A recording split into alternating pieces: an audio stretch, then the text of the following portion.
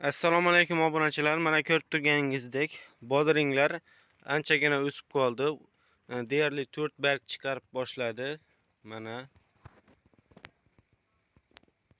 issiqxonaga keladigan bo'lsak, hozir bu yo'llarni, ismaloqlarni terib, tagiga kul sochyapmiz.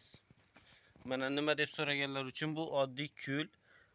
Nega aynan kul deganlar uchun kul sochishimizdan sabab kulda kaliy, fosfor, kalsiy degan vitaminlar juda ko'p bo'ladi. Shuning uchun yerga unumdor va yer uchun foydali bo'ladi.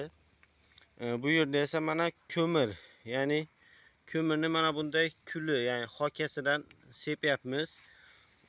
Kulni ustidan ko'mir sepyapmiz. Sababi kul yerga mineral o'g'it beradi.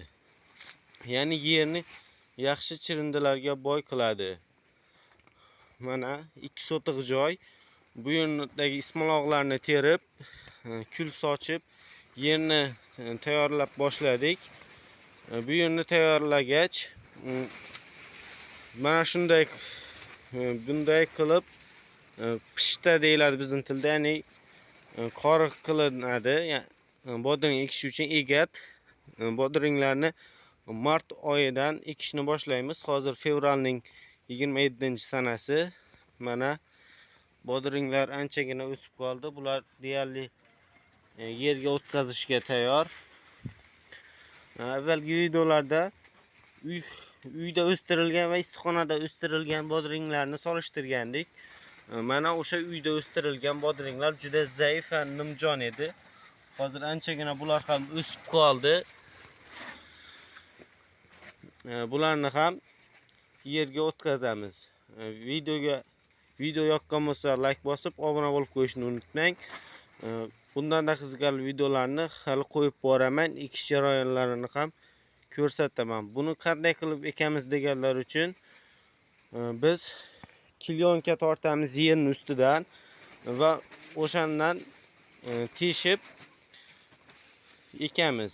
Kilyonkadan oldin esa shlyonka, ya'ni tomchilatib tomchilatib sug'orish uchun shlyonka tashlaymiz. Shlanka va yerni tomchilab sug'oramiz. Shunda yer unumdor bo'ladi va hosil ko'proq bo'ladi. Suv ham tejab qolinadi. Hozirda bu yerga o'tinga keladigan bo'lsak, hozir kunduz kuni ancha quyosh chiqqani uchun issiq bo'lyapti. Faqatgina kechalari o't yoqyapmiz. Kunduzgina esa yoqmaymiz. Faqat bu yerda biz bodring emas, pomidor ham ekib qo'yganmiz. Mana pomidorlar hali ancha kichkina. Bularni ham o'stirib, stakanlarga ekib, bularni tashqariga ekamiz. Shungacha havo qizib, tashqaridagi yerlar ham ancha ekishga mos bo'lib boradi. Video yoqqan bo'lsa like bosib, obuna bo'lib qo'yishni ham unutmang.